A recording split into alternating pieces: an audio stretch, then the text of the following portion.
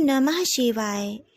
प्रिय भक्तों, श्री शिव महापुराण के अंतर्गत श्री शिव जी का विशेष महात्म। एक समय की बात है, त्रिपुरारी भुजंगधारी श्री काशीपति महादेव जी जगन माता पार्वती के साथ प्रसन्न रूप में विराजमान थे। जगन माता ने उनसे अनुरोध किया, भगवान कोई कथा कहिए। इस पर भगवान भूत भावन किंचित मुस्कुराए और बोले, हे पार्वती सुनो, पूर्व समय में कुष्मांड नामक एक ऋषि का पुत्र मंडप नाम से विख्यात था। वह बाल्यकाल में ही कुसंगति के कारण पाप कर्म में लीन हो गया था। अतः उसकी निंदित कथाओं को सुनकर उसके पिता, माता, भाई आदि सभी संबंधियों ने उसको अपने से अलग कर दिया। वह पूर्व जन्म के कर्मों के कारण किसी का कहना नहीं मान रहा था। उसकी आदतें यहाँ तक खराब हो गईं कि वह साधु, महात्मा, सत्पुरुषों एवं देवी देवताओं तक की निंदा करने लगा।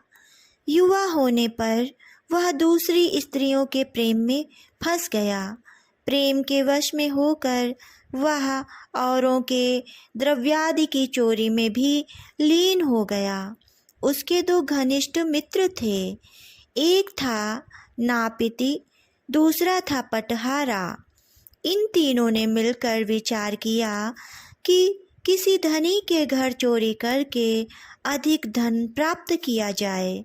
अतः तीनों ने मिलकर राजा के यहाँ चोरी की।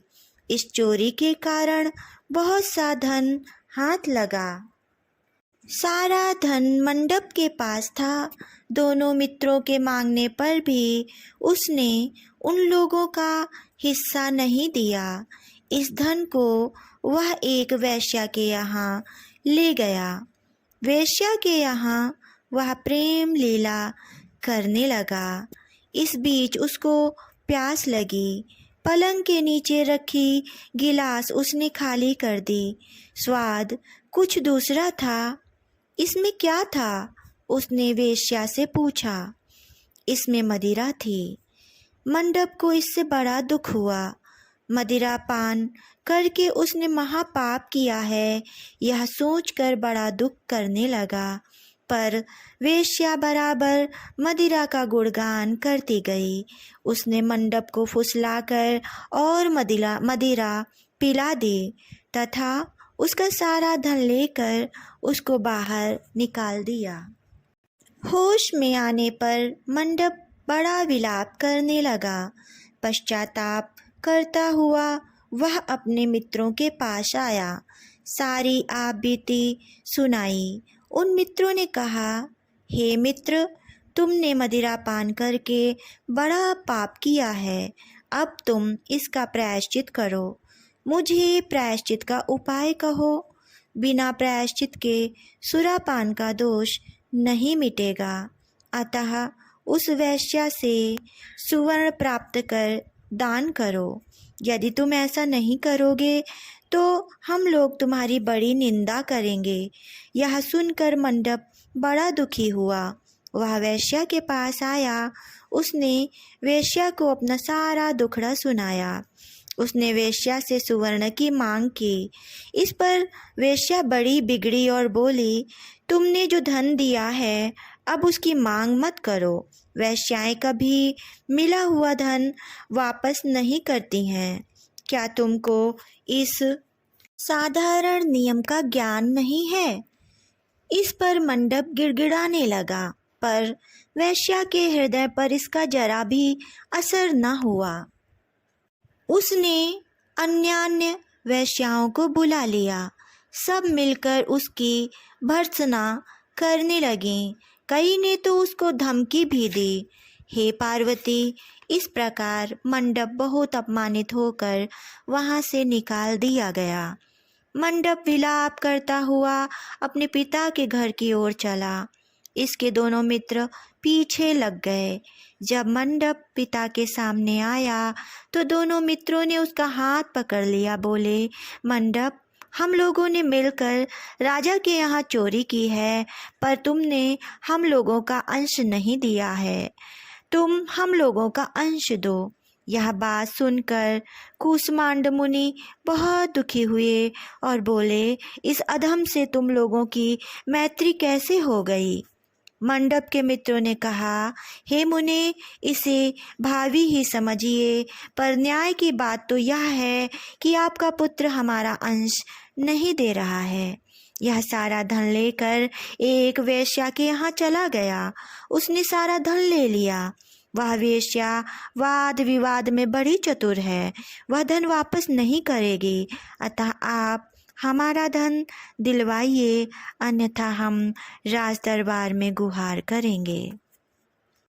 इस पर कूष्मांड मुनि ने अपने पुत्र का हाथ पकड़ लिया। मुनि ने कहा, चलो, मैं स्वयं राजा के पास चलता हूँ। न्यायप्रिय और धर्मात्मा राजा के दंड देने से पाप का नाश हो जाता है। पाप का प्रायश्चित न करने पर नरक यातना भोगनी पड़ती है। इस पर मंडप के मित्रों ने कहा, हे मुने, आप अपने पुत्र को हमारे हवाले कर दें। राज दरबार में आपका जाना ठीक नहीं है। हम लोग इससे निपट लेंगे। इस पर मुनि श्रेष्ठ ने कहा, हे अधम पुत्र, तुम इन लोगों के साथ जाकर राजदंड भोग कर प्रायश्चित करो। तुमने जो किया है बहुत बुरा किया है। आज से तुम मेरे पुत्र नहीं और मैं तुम्हारा कोई नहीं। जब तक तुम प्रायश्चित करके नहीं आओगे, मैं तुम्हारा मुंह नहीं देख सकता। मंडप के मित्र मंडप को अपने साथ ले गए। दूर एक घने जंगल में ले जाकर पहले तो उसकी खूब भर्त्सना की, फिर बाद में उसको पीटना शुरू किया। बेहद पीटने के बाद मंडप बेहोश होकर गिर पड़ा। उसके मित्रों ने समझा कि वह मर गया, अतः उसको मरा हुआ जानकर उसके मित्रगण उसे वहीं छोड़कर चले गए। कुछ देर बाद मंडप को चेत आया और वह विलाप करता हुआ एक ओर को चल पड़ा। उसके दोनों मित्र एक मंदिर में रात भर भूखे प्यासे टिके रहे और प्रायश्चित करते रहे। प्रातः वे दोनों उसे देखने के लिए गए कि उसके शरीर की अब क्या गति है। वहाँ मंडप को न पाकर उन दोनों को बड़ा आश्चर्य हुआ। फिर तो वे समझ गए कि मंडप मरा नहीं है, वह जीवित है और कहीं चला गया है। उस दिन शिव महात्मा को जानने वाले लोग पंचक्रोशात्मक लिंग की प्रदक्षिणा कर रहे थे। मंडप भी उन लोगों के साथ हो गया। यात्रीगण कर्मदेश्वर के समीप रहे। मंडप ने भी वहाँ रहकर सारी रात जागरण किया। सब यात्रियों ने उसको साधु मान लिया और इस बात को भी वे मान गए कि वह परम शैव कूष्मांड का पुत्र मंडप है। मंडप शिव व्रतधारी परम शैव साधु के रूप में मान लिया गया। मंडप ने शंकर प्रतिमा के समक्ष नृत्य और भजन प्रारंभ कर दिया। सज्जनों ने उसकी भक्ति देखकर उसका बड़ा आदर किया। मंडप भी सत्संग से परम भक्ति भाव वाला हो गया। अब उसको ज्ञान हो गया कि शिव भक्ति के प्रताप से ही उसका इतना आदर हो रहा है। वह सबका प्रिय हो गया। साथ ही भोजन, धन धान्य, श्रद्धा भी मिल रही है। मंडप चंडिका देवी के मंदिर में आया। वहाँ काशी के धार्मिक सज्जनों द्वारा भीम चंडी की पूजा हो रही थी। मंडप का वहाँ बड़ा आदर किया गया। रात्रि में मंडप ने क्षेत्र महात्म्य कहा और सुना। इसके बाद शिव भक्तों और विष्णु भक्तों ने मिलकर कीर्तन किया। मंडप ने इस नृत्य कीर्तन में प्रमुख भाग लिया। इससे प्रसन्न हो सबने मंडप की भूरी भूरी प्रशंसा की। इस प्रकार मंडप का मन शिव भक्ति में लग गया। हे पार्वती, इस प्रकार मंडप मेरे क्षेत्र की प्रदक्षिणा करने लगा। ब्रह्म हत्या, सुरापान और चौर्य कर्म आदि पापों से छुटकारा पाने के लिए मेरी स्तुति करने लगा। इस प्रकार आराधना से वह सारे पापों से मुक्त हो गया। देहली विनायक में आकर मंडप जिह्वा की लोलुपता से युक्त होकर केवल शिव शिव का उच्चारण करने लगा। उसकी इस साधुता और भक्ति भाव को देखकर सर्वत्र उसका बड़ा आदर और मान सम्मान होने लगा। हे पार्वती, मंडप ने अन्न जल सब त्याग दिया और बार बार विलाप करने लगा कि ब्राह्मण शरीरधारी होकर उसने सुवर्ण की चोरी की, साध्वी माता को ठगा, वेश्यागमन किया, सुरापान किया, ब्राह्मण शब्द का हनन किया। पश्चाताप से मंडप विह्वल हो गया। हे देवी, मंडप के मन में यह विचार आया कि मेरे क्षेत्र की प्रदक्षिणा करने से वह सारे पापों से मुक्त हो जाएगा। अतः वह काशी काशी शिव शंकर शिव शिव की रट लगाकर अपने पापों का प्रायश्चित करता हुआ मेरे क्षेत्र की परिक्रमा करने लगा। रामेश्वर लिंग में आकर उसने स्नान पूजन किया, सोमनाथ का पूजन किया, सीता और लक्ष्मण के साथ श्री राम जी का पूजन किया। पूजन और भक्ति भाव देखकर उसकी प्रशंसा हुई। मंडप ने अन्न जल त्याग दिया था। तदंतर वृषभध्वज में आकर स्नान देव पूजन किया। प्रातःकाल वरुणा संगम में स्नान किया। मुझे पूछता हुआ वह मेरे मंदिर में आया। उसने आकर बड़ा दान पुण्य किया। सदोष मंडप ने साष्टांग प्रणाम किया। वहाँ अनेक महात्मा उपस्थित थे। हे पार्वती, मंडप सबके आगे हाथ जोड़कर खड़ा हो गया और पूछने लगा, हे महात्माओं, मैंने बड़े बड़े पाप किए हैं। आप लोग कृपया यह बतलाइए कि इन पापों से मेरा छुटकारा किस प्रकार होगा। सभी महात्माओं ने कहा, हे मंडप, तुम शिव शक्ति केशव के भक्त हो गए हो। पंचक्रोशात्मक लिंग प्रदक्षिणा से और शिव कीर्तन से तुम्हारे सारे पाप नष्ट हो गए हैं। इस प्रकार सुन मंडप ने कहा, हे सदस्य गणों, पिताजी ने तो मुझे घर से निकाल दिया है। अब मैं अपने घर कैसे जाऊं? और हे मुनिश्रेष्ठों, अपने पिता को कैसे अपना मुंह दिखलाऊं?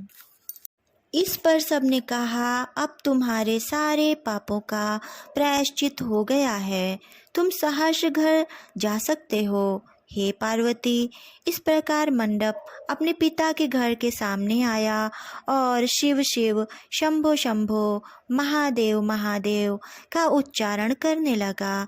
स्वर सुनकर कूष्मांड मुनि ने अपनी पत्नी से कहा, हे प्रिय, देखो तो कौन द्वार पर शिव का उच्चारण करता हुआ हमें परम सुख दे रहा है। शिव नाम की अमृत वर्षा कौन कर रहा है? मुनि पत्नी ने द्वार पर अपने पुत्र को देखा। हे पुत्र, तुम्हारा आना कैसे हुआ? मंडप ने कहा, हे माता, आपको और पिताजी को महात्मागण बुला रहे हैं।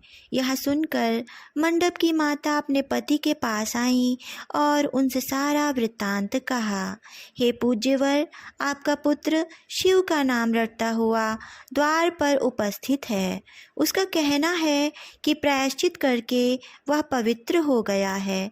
सदस्यगण आपको बुला रहे हैं, वे प्रायश्चित का प्रमाण देंगे। कूष्मांड मुनि दरवाजे पर आए। उन्होंने रुद्राक्षधारी शिव भक्त मंडप को देखा। तुम क्यों आए हो? थोड़े से प्रायश्चित से बड़े पाप का नाश नहीं होता है। मंडप ने कहा, हे पिताजी, इसमें कोई संदेह नहीं कि मैंने बड़े पाप किए हैं। इतना होने पर भी महात्मागण आपको बुला रहे हैं। मुनि अपनी पत्नी के साथ महात्माओं के पास आए। महात्माओं ने एक स्वर से कहा, हे मुनिवर, आपका पुत्र समस्त पापों से मुक्त हो गया है। कूष्मांड ऋषि ने पूछा, हे मुनिश्रेष्ठों, किस आधार पर आपकी दृष्टि में मेरा पुत्र पाप मुक्त हो गया? इसने तो बड़े बड़े पाप किए हैं। महात्माओं ने कहा, हे मुने, इस मुक्ति मंडप के स्वामी श्री भगवान विष्णु हैं, वही इसका उत्तर देंगे। महात्माओं ने विष्णु भगवान की स्तुति की। इस पर आकाशवाणी हुई, हे स्तुति करने वाले महात्माओं, यह महापापी मंडप जो कूष्मांड मुनि का पुत्र है, अब अपने पापों से मुक्त हो शुद्ध हो गया है। यह साधु संतों के साथ शिव शंकर के क्षेत्र की परिक्रमा कर चुका है। अब कूष्मांड मुनि इसे ग्रहण कर सकते हैं। इस प्रकार हे पार्वती, मंडप को कूष्मांड मुनि आदर पूर्वक अपने घर ले गए। इस कथा को सुनकर माता पार्वती परम प्रसन्न हुई। बोले, प्रभु, आपने यह महत्वपूर्ण कथा कही, इस कलयुग में प्राणियों का बड़ा भला होगा। कृपा करके इस पर कुछ और प्रकाश डालिए। इस पर शिव जी बोले, हे पार्वती जी, अब तुम भैरव जी की कथा सुनो। इस पर भैरव जी प्रकट हुए और बोले, त्रेता युग में समदर्शी शांडिल्य नाम का एक ब्राह्मण था। वह महापंडित था। उसकी पुत्री का नाम विशालाक्षी था। वह अति सुंदरी थी। बाल्यकाल में ही उसके पिता ने उसका विवाह कर दिया। विवाह के बाद भी वह अपने पिता के घर पर रहती थी। वह युवा हो गई। युवावस्था होने पर भी उसका पति न आया। अतः शांडिल्य ब्राह्मण की कन्या पापरता हो गई। इस कन्या ने काशी में बड़े पाप किए। सुंदरी होने के कारण दूर दूर के युवक उसके पास आने लगे। वह बड़ी पापिनी हो गई। एक समय मार्गशीर्ष मास में बड़े बड़े पापों को नष्ट करने वाली पंचक्रोशी यात्रा के मार्गियों को देखकर वह विचारने लगी कि इन लोगों को पापरत किया जाए। वह उस रात यात्रीगण दुर्गा कुंड पर रुके हुए थे। विशालाक्षी धन के लोभ से वहां गई। वहां भजन कीर्तन का स्वांग रचाया। यात्री उसका भक्ति भाव देखकर प्रसन्न हुए और उसे वैष्णवी समझ बड़ा दान पुण्य किया। इस लोभ के कारण वेश्या विशालाक्षी यात्रियों के साथ हो गई। कर्दमेश्वर, देहलीश, रामेश्वर में उसने निवास किया और वरुणा संगम में स्नान किया। यात्रियों द्वारा उसने काशी महात्मा की कथा भी श्रवण की। इस सत्संग समागम से विशालाक्षी की आंखें खुल गईं। उसने अपने पर बड़ा भारी पश्चाताप किया। यात्रियों का सारा धन उसने लौटा दिया और पाप से अलग होने का निर्णय कर लिया। उसने महात्माओं से पूछा, हे देवताओं, मैं बड़ी पापिनी हूँ, कृपया मेरी मुक्ति का उपाय कीजिए। इस पर महात्माओं ने कहा, देवी, तुम धन्य हो। तुमको पापों से भय नहीं करना चाहिए। तुमने काशी क्षेत्र की प्रदक्षिणा की है। अब तुम हमारे साथ प्रदक्षिणा जारी रखो। विशालाक्षी ने वचनों पर विश्वास किया। वह महात्माओं के साथ हो गई। 5वें दिन सभी यात्री वृषभ खंड में रहे। वह भी उन्हीं के साथ रही। सभी ने वरुणा संगम में स्नान किया और आदि केशव का पूजन किया। विशालाक्षी मुक्ति मंडप में आई। उसने बड़े भक्ति भाव से शिव शंकर की पूजा की। इस प्रकार विशालाक्षी सभी पापों से मुक्त हो गई। उसके पिता शांडिल्य ने बड़े आदर के साथ उसे अपने घर में स्थान दिया। वह इस प्रकार पवित्र हो गई। भैरव जी बोले, हे पार्वती, यह काशी क्षेत्र का महात्म्य है। इसे पढ़ने, सुनने, सुनाने से सबका कल्याण होता है। ओम नमः शिवाय। आइए सुनते हैं अगले अध्याय में प्रथम अध्याय की कथा।